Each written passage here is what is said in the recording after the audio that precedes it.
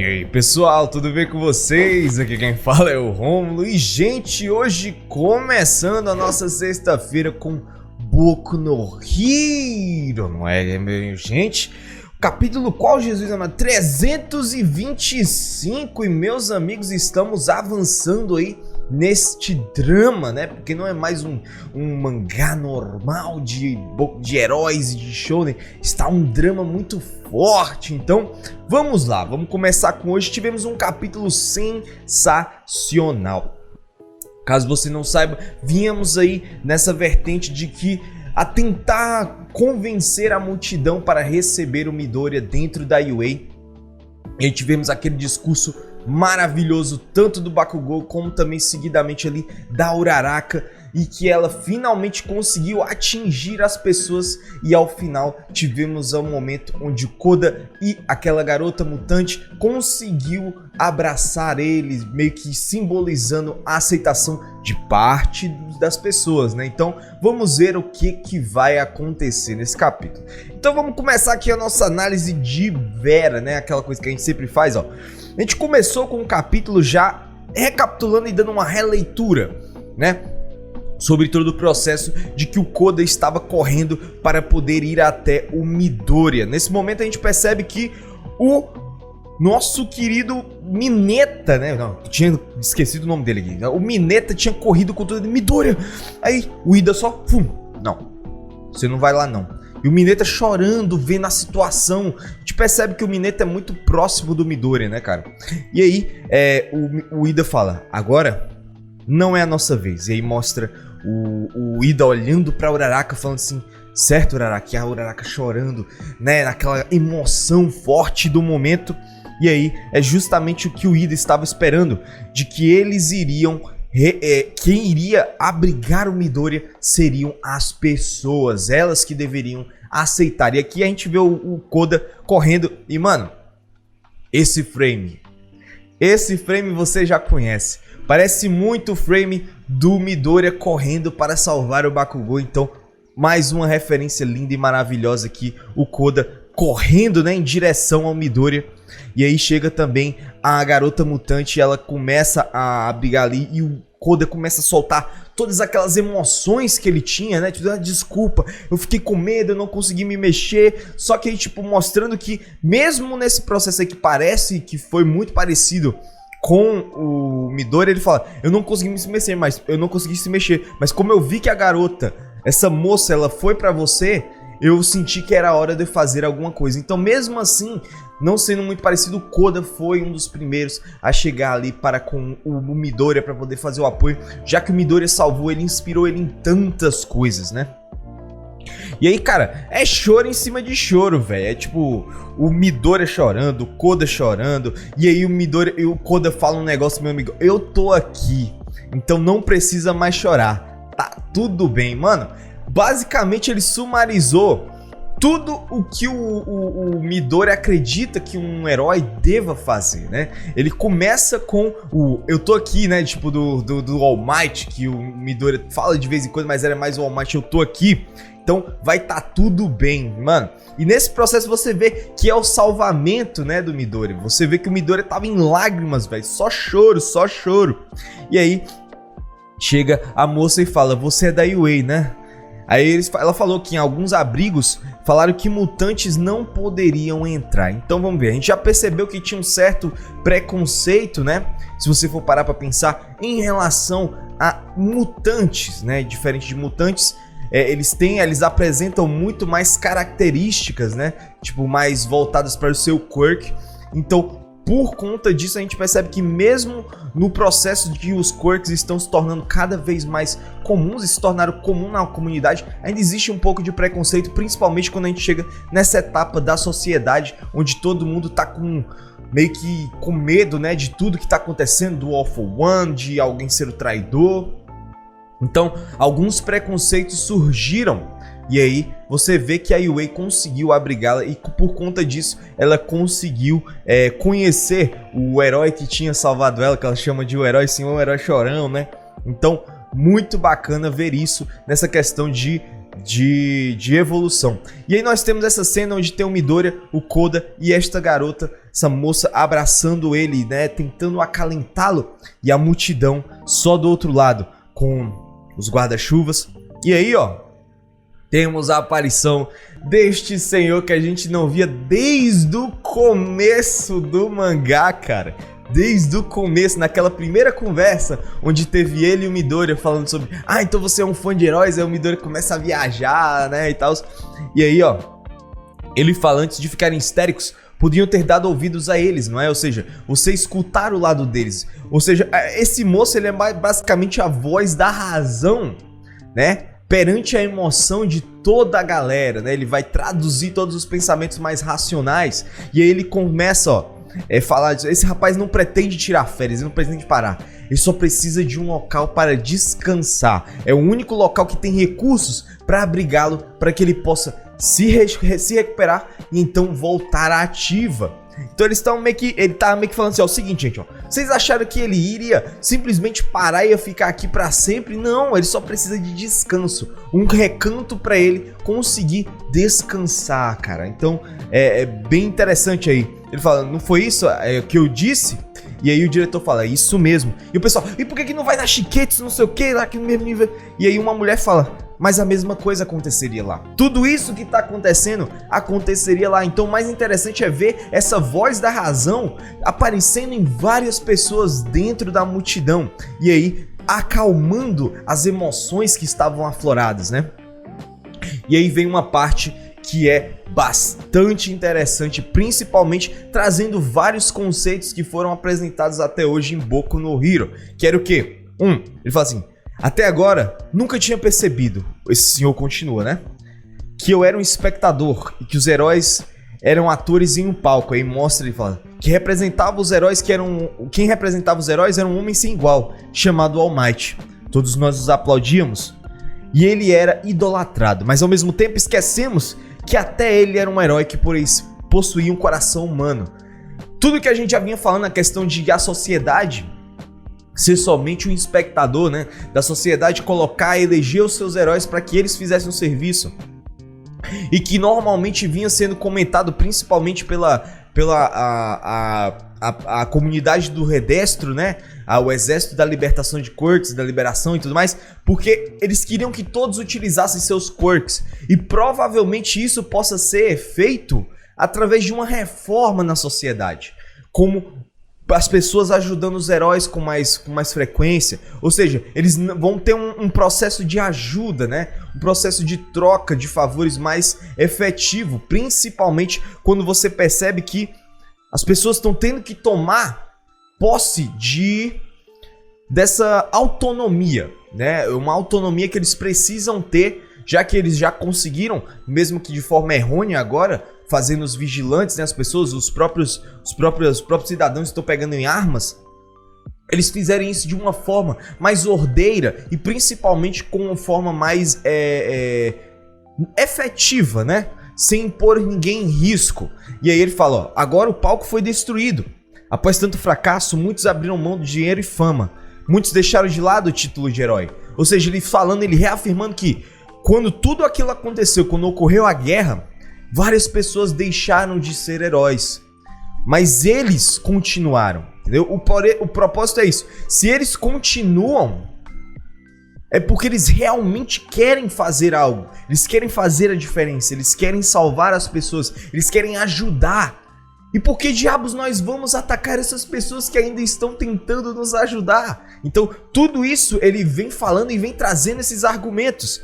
E ele fala, até quando nós seremos meros espectadores? E aquele garoto que vociferou, né, no capítulo passado a questão da emoção, o medo, né, ele foi a voz da emoção, já que aquele moço ele foi a voz da razão. Ele vai pra frente e fala, tá todo mundo falando sobre um cara ferido, que possui várias individualidades, que ele pode ser tanto um aliado dos vilões quanto um herói de verdade. Foi justamente essa persona que o Deco criou durante todo o processo dele de agindo sozinho pós-guerra, né? E aí, ó, me diz uma coisa, o garoto começa a perguntar. Depois de descansar aqui na UA, Você vai fazer as nossas vidas voltarem ao normal? Que é o que isso daqui? Isso aqui, querendo ou não, ainda é um pouco da emoção e da persona dessa sociedade, que é, cara, você tem como fazer isso pela gente, entendeu? Tipo, eu vou passar a responsabilidade pra você. Você consegue fazer isso voltar ao normal? Você consegue trazer tudo ao normal do jeito que era antes e eu só posso assistir? A visão de espectador que o cara falou durante todo esse processo. E aí o Midoriya faz o contra-argumento, que é basicamente fazendo toda a quebra de argumento, a quebra de estruturação. Se nós trabalharmos juntos, vamos trazer tudo ao normal. E é basicamente isso. Os heróis precisam ser ajudados. A sociedade precisa, de alguma forma, dar um suporte aos heróis. E é isso que é trabalhado aqui. Principalmente essa nova transformação na sociedade. E aí, o Midoriya ele faz jus ao nome do One for All, né? Eu não sei se você... Eu acho que você já deve saber disso, pelo amor de Deus, desde o começo do mangá, né? Mas o One for All e o All for One vem de quê? De um por todos, todos por um dos mosqueteiros. Que era um grupo que era bem sólido, companheiros, né? Cada um com suas personalidades e especificidades. E eles utilizavam esse argumento, essa frase de um por todos e todos por um, para que eles continuassem juntos e trabalhando juntos conseguissem superar as dificuldades. Então é basicamente ele está abrigando essa frase clássica da literatura, né? Para poder ele fazer o seguinte, todo junto, all for one. Não, é One for All e All for One. Esse é o legal porque tem várias teorias relacionadas aos dois, né? Que os dois vão se anular, né? Que vão se completar, já que são opostos, né? Isso aí a gente fala depois. Mas vamos focar nisso daqui. Então ele personifica essa vontade. E o garoto, ele tá aqui, ó. E ele se sente comovido por aquilo, apesar de ser uma coisa difícil. É uma coisa difícil saber que você vai ter que agir. Saber que você vai ter que, sei lá, ir pra linha de batalha, né? Ir pra frente de batalha pra poder encarar as coisas que esses caras encaram, né? Então é um pouco temeroso, mas existe uma força, uma emoção ali que faz com que você queira ajudar. Porque ele tá pedindo ajuda, é um ser humano pedindo ajuda, né? Então é muito interessante ver isso. E aí nós temos lá fora, nós temos aqui o Endeavor, o Todoroki e o Hawks, que estavam lá fora para não serem reconhecidos, para não serem rechaçados, principalmente por conta do que aconteceu com o Endeavor, no quesito de que ele fez o filho se tornar um vilão através de uma educação opressora, educação que era agressiva, né? Você tem o Hawks que matou um dos vilões, sendo que o vilão acreditava nele, confiava nele. Então você tem a personificação das falhas da sociedade dos heróis. Enquanto ali está ocorrendo a personificação da reconciliação, aqui nós temos as falhas, os frutos da falha, desse sistema falho. E aí o Ectoplasma fala, estão ouvindo o discurso da Uravit? Eles escutaram. Entrem, é bom que vejam isso. Não precisa se preocupar, pelo menos por enquanto. E eles entram. E aí você vê que o Todoroki, o Shoto, ele vem correndo, ele tá preocupado com o Midoriya. Ele vem correndo com passos rápidos, ele tava ansioso pra ver isso. O Hawks vê isso tudo, o Endeavor e também o Todoroki. E ele fala, no fim das contas, nós só fizemos o Deku sofrer. O Endeavor. Essa abordagem foi prejudicial, ele só vagou por aí sem nenhum avanço. E aí o Hawks, ele fez um avanço. Teve um avanço nisso tudo. Todas essas ações que ele fez tiveram um propósito. E aqui, ó, o avanço está bem aqui. O One for All é um poder formado pela ligação entre pessoas. O Might se conectou com o Midoriya. Midoriya com a classe A com a Uravit com os civis. E agora, se cada pessoa conseguir pensar no bem de todos, nem que seja só um pouco, e aí aparece essa imagem, poderemos presenciar um futuro tão brilhante que os heróis vão ter tempo livre, vão ter todo o tempo livre do mundo. Então, ó, você tá trazendo aqui um aspecto psicológico, gente. É tipo, Nós temos aqui uma sociedade que, se ela for, tipo, mão dadas com os heróis, a sociedade vai ser muito mais segura, mais ordeira. Vão ocorrer, sim, pessoas que vão sair dessa ordem, sim, mas não vai ser tão frequentemente como é atualmente.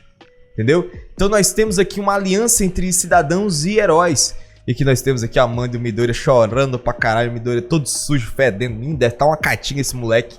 O Bakugou legando pescotapa aqui do Kaminari. Só... Tá maluco? Né? Então temos aqui todo mundo aqui no processo, ó. Tudo bacana. E aí o Todoroki olha pra o Endeavor e fala: velho, vamos juntos, ok? Justamente porque ele queria fazer isso desde o começo e o Endeavor estava fugindo dessa responsabilidade. Ele queria arcar com os danos de enfrentar o Toya sozinho. E aí o Todoroki fala: nós vamos juntos, tudo bem? E aí o Endeavor lembra do Toya, baixa aqui, ó. Sim. Ele admitiu que ele precisa de ajuda. Ele admitiu que sozinho não vai conseguir. E aí temos aqui o diretor com o celular falando: eu sozinho não fui capaz, mas os seus alunos conseguiram, Aizawa. E aí nós temos a aparição do nosso querido Eraser, né? Com o seu olho já, ó, o olho tá escurecido, provavelmente ele perdeu visão desse olho, ou ele teve que amputar, ou teve que retirar o olho, não sei, mas ele perdeu a visão. Normalmente isso acontece para quando você não quer mostrar algo tão gráfico, e aí você coloca esse tipo de coisa assim, mais sutil, pra você dar essa ideia. Pode ser que ele tenha perdido parcialmente a visão, pode ser que ele tenha perdido tudo, mas ele perdeu aí. E aí, ó, ele fala: diga pro representante que o filho fez um ótimo trabalho. E aí, a perna mecânica, né, a nova perna. E aí, como vai sua perna? Ele fala: ainda não me acostumei como a Mirko. Ou seja, a Mirko teve suas pernas aí substituídas. E meus amigos, se ela souber controlar tão bem, mano, quanto a perna normal dela, essa mulher vai doer pra caralho, velho. E aí perguntam já do Kurogiri, né, cara? O Kurogiri, ele volta com um tópico novamente. E aí o tópico é tentar fazer retornar a natureza normal dele. Assim, graças à reação dele ao chamado de você e ao Mike, o Nomo Kurogiri foi enviado para uma ala secreta do Hospital Central, que era justamente o hospital onde agia o doutor, né, cara? Então ele agia ali, né? Onde serão realizadas pesquisas de restauração, ou seja, eles vão tentar reverter o processo de todo esse processo que foi feito com ele, né? E aí, ó, depois de tudo isso, ele fala: se você não tivesse feito aquilo de tentar ativar a mente do Kurogiri, a mente a original dele, nada disso poderia ser possível. E aí nós temos uma faísca de uma coisa que pode acontecer, de uma reviravolta. E aí ele fala: continuam procurando pela toga, porque a toga é um elemento principal, já que ela pode se infiltrar, né? E ele fala: ó, descobrimos mais detalhes. Foi mal, gente. Descobrimos mais detalhes sobre a relação entre o consumo de sangue e o tempo de transformação. Ou seja, eles estão pesquisando, porque ela é uma fonte de problema, cara. Por isso, os refugiados passam por um período de quarentena antes de entrarem na escola. E aí o Aizawa fala: ó, a Yue é a nossa fortaleza. Só que aí, o que interessante, sim, com certeza. E aí temos o All Might saindo da Yue. E aí, ó, temos duas opções aí. Vamos botar duas, caso venha alguma eu falo aqui. Será que o All Might não entrou na Yue porque ele é a toga? Porém, mesma frase, mesmo pensamento, junto desse painel. Será que a toga se transformou no All Might e acompanhou o Midoriya durante todo esse processo? Por isso ela conseguia, os vilões do All for One conseguiam localizar o Midoriya? Não sei. Será que o All Might está decidindo agir sozinho para poupar o Midoriya de tudo isso que aconteceu, já que ele percebeu tudo isso? Será que o All Might está trabalhando com o Sten para poder encontrar o All for One? Várias opções estão sendo jogadas, várias teorias estão sendo colocadas na mesa. Vamos ver o que vai acontecer daqui pra frente, não é mesmo? Cara, um capítulo muito bom, principalmente no quesito filosófico da parada, né? A gente percebe as mudanças que vão ocorrer daqui pra frente no universo de Boku no Hero, mas também que está projetando várias coisas pro futuro. Provavelmente vamos ter um período aí de um descanso, né, de ação para o Midoriya, vamos ter mais um desenvolvimento de tudo que tá acontecendo lá dentro, as notícias, vamos ter também um pouco mais de ação no background, quem sabe sabendo um pouco mais sobre o que o All For One está fazendo, né? Então vamos ter aí um break desse período que passamos junto do Midoriya, né? Então vamos ter uma quebra ali, quem sabe do núcleo narrativo. Ainda ficamos aqui na UA provavelmente uns 2 ou 3 capítulos no máximo, para após isso nós voltarmos com outro núcleo narrativo desenvolvendo, quem sabe, uma investigação, a quesito de saber o que está acontecendo no mundo durante isso daqui. Então vamos ver o que vai acontecer no futuro, tudo bem? Então é isso, gente. Caso você tenha gostado desse vídeo, deixa aquele like bacana, nos ajuda bastante aqui no YouTube. Caso você venha curta, mas não é inscrito, considere se inscrever, porque você vai estar recebendo todo o conteúdo do Setor 7, desde animes até jogos. Então é isso, gente. Muito obrigado por você que chegou até aqui e até a próxima.